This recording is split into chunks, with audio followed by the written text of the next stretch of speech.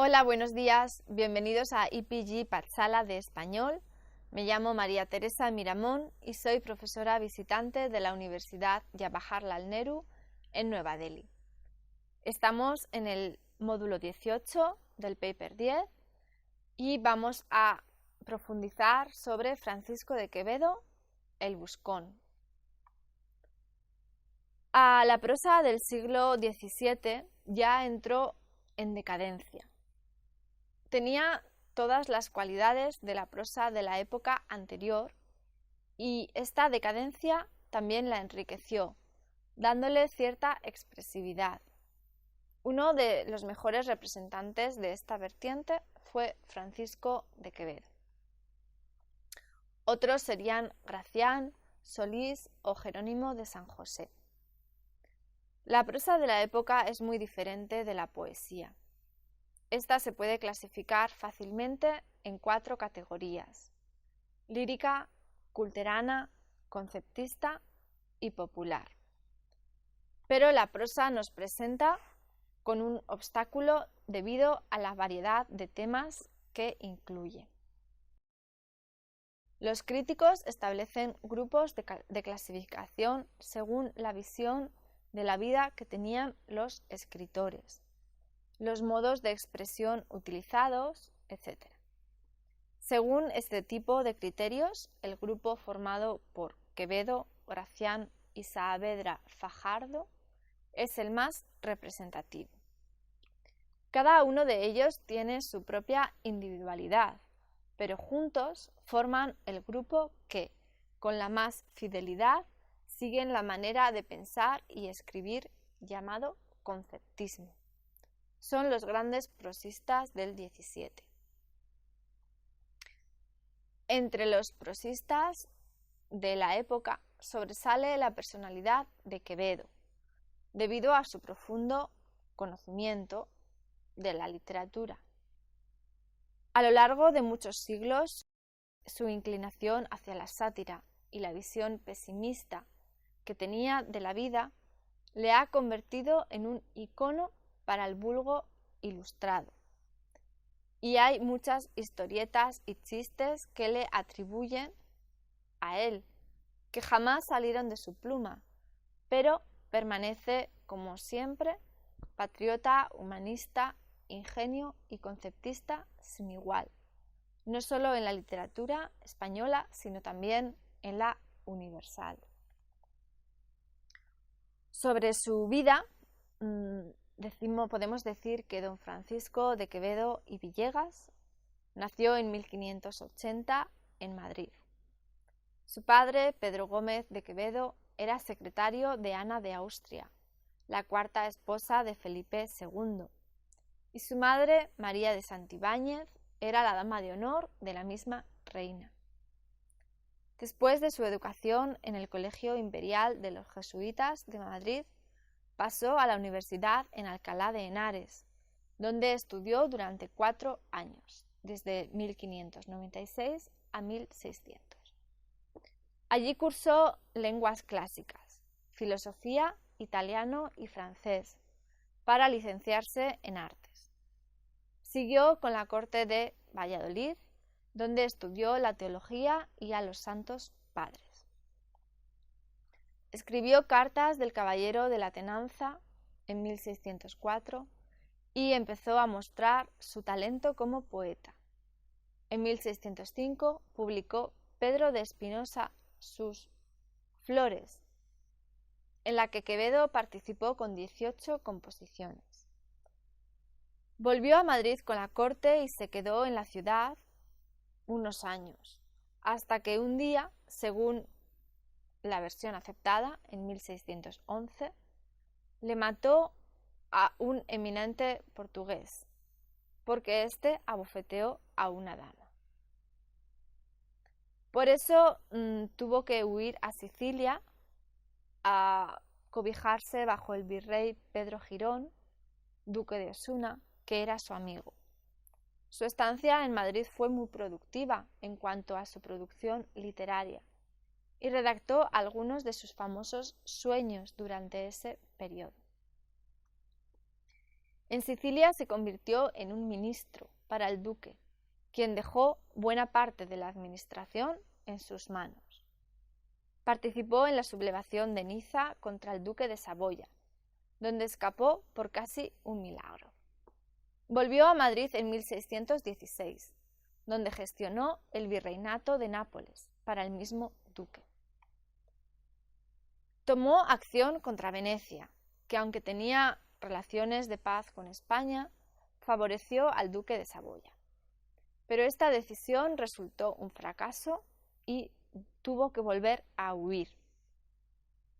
Cuando volvió a Madrid, la corte había cambiado y su amigo, el duque de Osuna, le dejó partir con poco agradecimiento. Desengañado, se refugió en la torre de Juan Abad en 1620 y empezó a escribir allí. Defendió con mucha nobleza a su amigo, el duque, quien fue encarcelado poco después. Llegó al trono Felipe IV, 1621, y nuestro escritor obtuvo el favor del conde-duque de Olivares. Hospedó en su casa a Felipe IV y también le acompañó a Aragón. Fue nombrado secretario del rey, pero su posición contra los carmelitas en 1628, a favor del patronato de Santiago, resultó de nuevo en un exilio de un año. A insinuaciones del duque de Medinaceli, tuvo que casarse con doña Esperanza de Aragón y la Cabra. Pero el matrimonio fue un fracaso y los dos se separaron 2 años después. En 1639 fue encarcelado porque el rey había encontrado una nota bajo su servilleta contra el conde-duque. Se sospechó que fue de Quevedo y este, delatado por un amigo, fue detenido y encarcelado en San Marcos de León, donde permaneció 4 años en un oscuro calabozo, hasta la caída del conde-duque. Una vez libre y vuelto a Madrid, en el 43, quería refugiarse de nuevo en su casa de Juan Abad. Era viejo y ya estaba desilusionado, y es entonces cuando escribió su famoso soneto, que dice así: Miré los muros de la patria mía, si un tiempo fuertes ya, desmoronados, de la carrera de la edad cansados, por quien caduca ya su valentía. Salíme al campo, vi que el sol bebía los arroyos del hielo desatados, y del monte quejosos los ganados, que con sombras hurtó su luz al día. Entré en mi casa, vi que amancillada de mi anciana habitación era despojos, mi báculo más corvo y menos fuerte. Vencida de la edad sentí mi espada, y no hallé cosa en que poner los ojos que no fuese recuerdo de la muerte. Expresó mediante este soneto su desilusión con la vida y con los ideales. Este tiene varias interpretaciones, ya que podría referirse a la demolición de las murallas madrileñas en 1610 y tiene 2 vertientes, una filosófica y otra histórica. Históricamente habla de la decadencia de España y filosóficamente habla del memento mori, es decir, el poder destructor del tiempo hasta el fin de toda existencia, la muerte. Los primeros versos explican que debido al paso del tiempo también se extingue la valentía. La segunda estrofa nos dan una imagen de la sequía, cuando el sol seca los arroyos que bajan de las cumbres nevadas de las montañas. Y más adelante el poeta dice que los ganados también están quejosos del monte, porque ocultó la luz del día con su sombra. Todo es deprimente y negro. Utiliza el verbo ver, que significa que el poeta habla de su propia experiencia amarga, porque habla en primera persona. Dice, yo vi. Y cierra el soneto con la frase que denota la muerte. Por todo el soneto, el poeta no halla lugar para refugiarse en paz y al final acepta que todo pasa con la muerte. Murió don Francisco de Quevedo el 8 de septiembre de 1645 en Villanueva de los Infantes. Guardaba una contradicción dentro de sí. Se burlaba de todo el mundo con su profundo conocimiento, pero cuando era cuestión del rey, de la patria, de la religión o de Dios, nunca vacilaba en defenderlos con su espada o con su pluma. Y dice así: ¿no ha de haber un espíritu valiente? ¿Siempre se ha de sentir lo que se dice? ¿Nunca se ha de decir lo que se siente? Quevedo sufrió mucho en la vida. No obstante, tenía muchos éxitos también cuando fue oficiado como ministro, revolucionario y también cuando escribía. Algunos lo consideran como el periodista más auténtico de su época, porque observaba todo y tomaba notas de todas las cosas. Escribió grandes obras como las cartas del Caballero de la Tenanza, el Buscón de los Sueños, y al mismo tiempo tradujo a Epicteto. Escribió comentarios sobre Séneca, Plutarco, Job y Marcus Brutus, los grandes nombres de la filosofía grecolatina. Su pericia literaria fue tan habilidosa que era capaz de escribir palabras contradictorias en la misma frase, encajando así la alegría y la tristeza. Su habilidad como escritor y su profundo conocimiento fueron ampliados por una formación sólida. Quevedo es sin duda el hombre más culto de su época, filósofo y teólogo, escrituario y humanista, historiador y político, novelista y dramaturgo, poeta excepcional y escritor de costumbres. Su horizonte mental es superior al de cualquiera de sus coetáneos, según Echarri y Franquesa. Era polígloto y leía mucho los libros del día a día. Era el predecesor a quien seguirían los grandes humoristas y costumbristas de los siglos posteriores, como Larra o Benavente. Vamos a profundizar un poco más en su obra.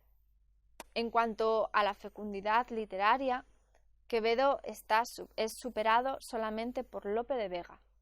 Como escritor experimentó con casi todos los géneros. Como prosista y poeta lírico, rayó a gran altura.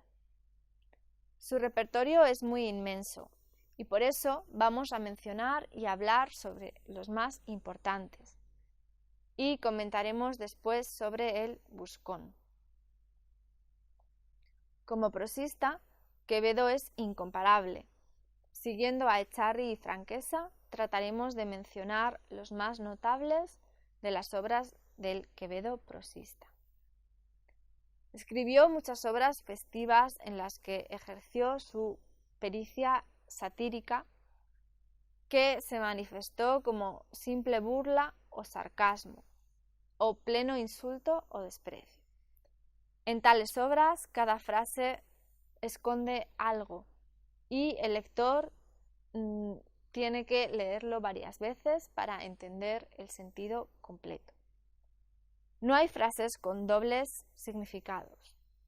Como es completamente barroco, hay capas de significados, una tras otra.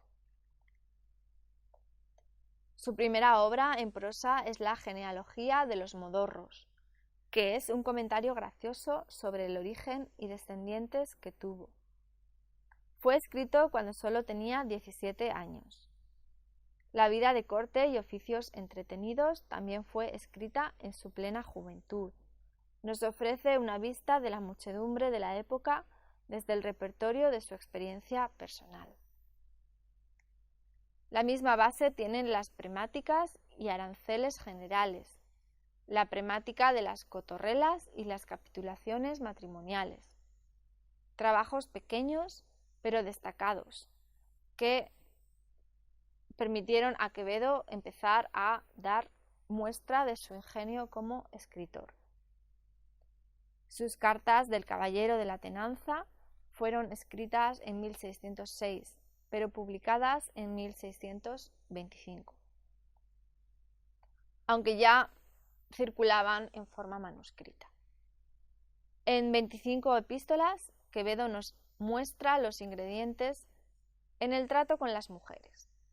Poco a poco, el Quevedo de El Buscón iba deslumbrando a sus contemporáneos. Los sueños de Quevedo, debido a su contenido ético, forman parte de sus escritos satíricos morales.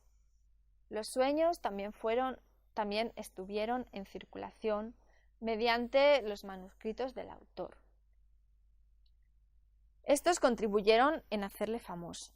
Quevedo quería publicarlos en 1610, pero el censor no lo permitió porque había unas referencias irreverentes de la Sagrada Escritura. Pero fueron publicados en 1612 en Valencia, Cataluña y Aragón.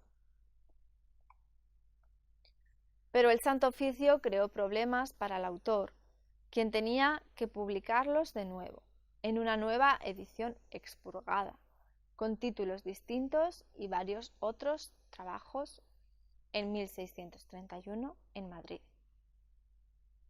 En su primera edición de Los Sueños había 5 relatos de fantasía. En el primero, El sueño de las calaveras, todos los difuntos poetas, damas, ministros, médicos, etc., se despiertan por la trompeta de un ángel y desfilan ante el tribunal de Júpiter y exponen las razones de su vida y conducta. En el alguacil alguacilado, un diablo arrojado del cuerpo de un alguacil cuenta al licenciado Calabrés los lugares que ocupan las distintas profesiones en el infierno y los tormentos a los que se están condenados. Las Taurdas de Plutón es el relato en el que el poeta viaja a los infiernos y ve a los ejemplares humanos ahí con los demás condenados en el último aposento de Satanás. El mundo por dentro es sobre un entierro que ve el poeta guiado por el desengaño, donde la viuda llora y la dama parece muy hermosa. Pero debajo de estas cosas hay una multitud de engaños. En la visita de los chistes, el protagonista es la muerte, ante quienes aparecen representantes imaginarios de frases célebres. Es un tipo de fantasmagoria con las danzas medievales y los enemigos personificados del hombre. El entremetido, la dueña y el soplón, y la hora de todos, y la fortuna con seso, son 2 relatos añadidos luego. El primero tiene el mismo fondo satírico moral, mientras que el segundo es de corte político. Los sueños de Quevedo atienden más a la caricatura, pero son una obra modelo con sus representaciones costumbristas de la España de la época. Escribió también muchas obras políticas, filosóficas y ascéticas que no fueron tan famosas como su obra en prosa. Las ideas que dirigían al escritor en tales obras siempre fueron la religión católica, la patria y la filosofía estoica. Sus 4 pestes del mundo tiene disertaciones sobre la envidia, la ingratitud, la soberbia y la avaricia. La cuna y la sepultura es una imitación de Séneca, y las sentencias exponen todo su pensamiento moral y religioso. No era un teólogo nuestro escritor. Sus vidas de San Pablo y de Santo Tomás de Villanueva, sus consideraciones sobre el Testamento Nuevo y vida de Cristo, la homilía a la Santísima Trinidad, la constancia y paciencia del Santo Job y su providencia de Dios revelan su profundo conocimiento de la religión y de la filosofía.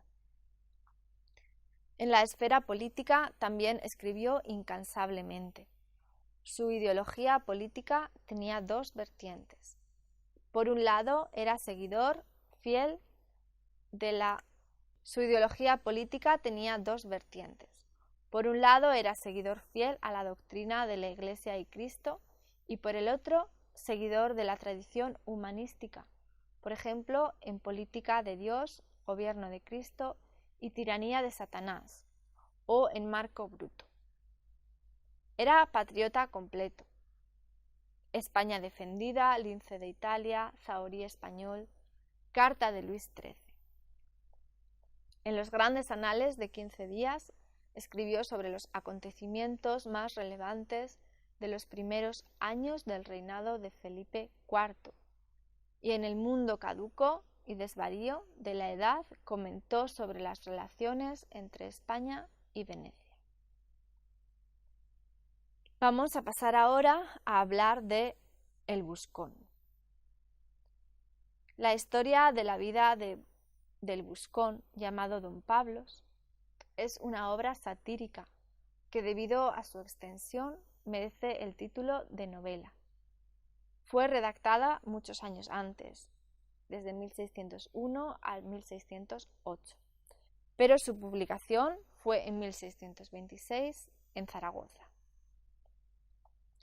Es un ejemplo excepcional del género picaresco y también, como dicen algunos críticos, marca el fin del ciclo de este género que empezó con la Celestina y continuó hasta el Buscón, pasando por el Lazarillo, el Guzmán y el escudero Marcos de Obregón.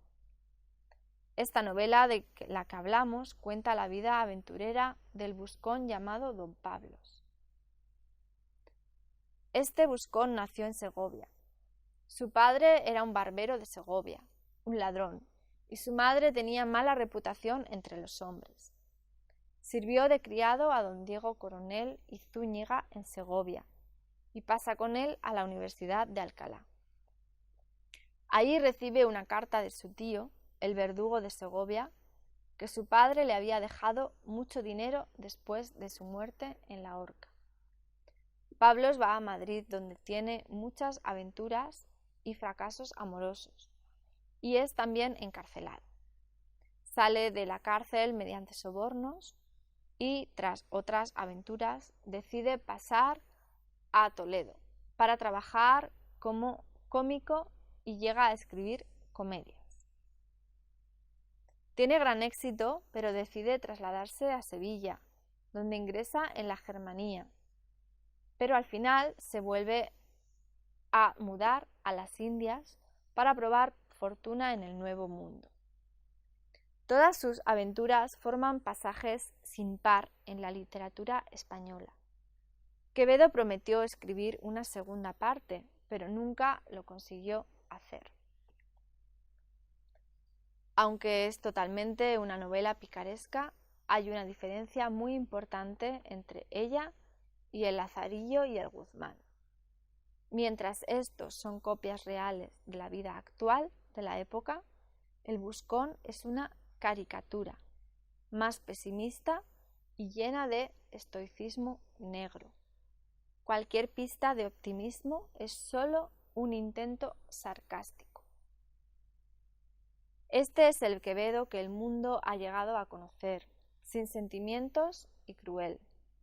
La novela es autobiográfica, como todas las obras picarescas, pero nuestro pícaro nos cuenta su vida con mucho cinismo. El truco que usa Quevedo es vaciar el escenario de todos los sentimientos humanos y llenarlo luego con los más bajos instintos. No obstante, el Buscón nos aparece como un cuadro de la sociedad española de principios del XVII. En contraste con las otras obras picarescas, no tiene lecciones didáctico-morales ni una narración episódica. La narrativa es casi vertiginosa y el protagonista está siempre en primer plano. Por eso se la considera la obra más pura de la picaresca. Respecto a su obra poética, sabemos que sus primeros versos fueron publicados en Las Flores de Espinosa, pero la publicación de la mayoría de su obra poética, que produjo casi cada día, salió póstumamente. Editó también la obra poética de Fray Luis de León. No obstante, su producción poética ya estaba circulando durante su vida en versiones manuscritas. Después de su muerte, su amigo humanista don Josep Antonio González los publicó en 1648, con el título de Parnaso español, Montes en dos cumbres dividido, con las 9 musas castellanas. La colección de este señor solo contenía las 3 primeras musas, y las 3 restantes fueron añadidas en 1670 por un sobrino de Quevedo. Pero estas ediciones solo forman una pequeña parte de la producción poética de Quevedo. También hay poemas atribuidos incorrectamente a él. Quevedo es el maestro sin par de la poesía por su dominio sobre la métrica castellana y su uso libre de neologismos, hipérbaton, elipsis y toda clase de figuras literarias y gramaticales. Las categorías en las que dividimos su poesía son poemas amorosos, satíricos y filosóficos. Su poesía amorosa fue escrita más por pasatiempo y práctica que con intención literaria. No obstante, algunos poemas revelan un pensamiento muy profundo, como los sonetos dedicados a Lisi o Lisida. La poesía satírica que cultivó Quevedo es la más alcanzada formalmente y también contando con su contenido. Es la que mejor alcanza el objetivo satírico en la literatura española. Es en ella donde podemos ver el ingenio quevedesco en primera mano. Revela su desengaño con la vida y la sociedad y cultiva 2 tipos de sátira, de un tono moralizador la primera y de un tono humorístico la segunda. Quiere envilecer la realidad y se burla de todo y de todos. Juega con el lenguaje de manera inmaculada. Por otra parte, su poesía filosófica se basa mayoritariamente sobre el tema del memento mori, es decir, que la vida solo consiste en esperar la muerte y que el tiempo que tenemos es fugaz. Trata sobre casi todos los temas religiosos, morales, filosóficos, sociales y políticos de su tiempo, pero su originalidad se basa en su radicalidad verbal y la fuerza de su verso. Ante esta visión desolada, Quevedo usa el estoicismo para luchar contra el desengaño y la desilusión con que sufrió durante casi toda su vida.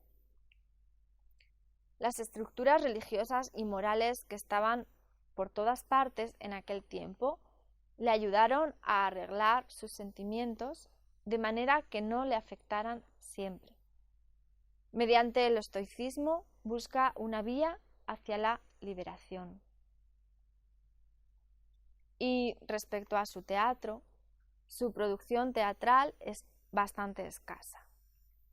Se basa en 5 diálogos, 6 loas, 10 entremeses y 2 comedias. Él mismo sabía que el teatro no era su verdadero camino, y entre su obra teatral destacan los entremeses: El médico, La endemoniada fingida y El marido fantasma. Redactó entre 1628 y 1630 Cómo ha de ser el privado, una apología del gobierno del conde duque de Olivares, su amigo, que presentó bajo el fácil anagrama de Valisero. Bien haya quien a los suyos es en una comedia. Por otra parte, hay otra comedia que se titula Bien haya quien a los suyos, que es una comedia con una doble intriga amorosa, que acaba en doble matrimonio. Pero estas obras no alcanzan el nivel teatral lopista, aunque haya pasajes de belleza inigualable. Respecto a su estilo, en Quevedo el conceptismo llega a su más alta cumbre, con las paradojas, los juegos de palabras, antítesis, comparaciones inesperadas, etc. Se consigue una densidad en su obra, especialmente en la poesía, debido a las constricciones métricas. Juega con los aspectos semánticos del lenguaje y los aspectos realistas de las ideas, y con el uso de paranomasias, retruécanos, inversiones, etc. Así que como conclusión podemos decir sobre Quevedo una frase que dijo Jorge Luis Borges, y es que Francisco de Quevedo es menos un hombre que una dilatada y compleja literatura.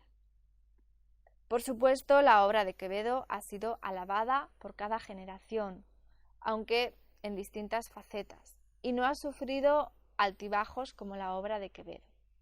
Es la encarnación ideal de lo barroco. Nos revela la edad barroca con asombrosa modernidad. Y eso es todo respecto al capítulo de Francisco de Quevedo. Muchas gracias por acompañarnos.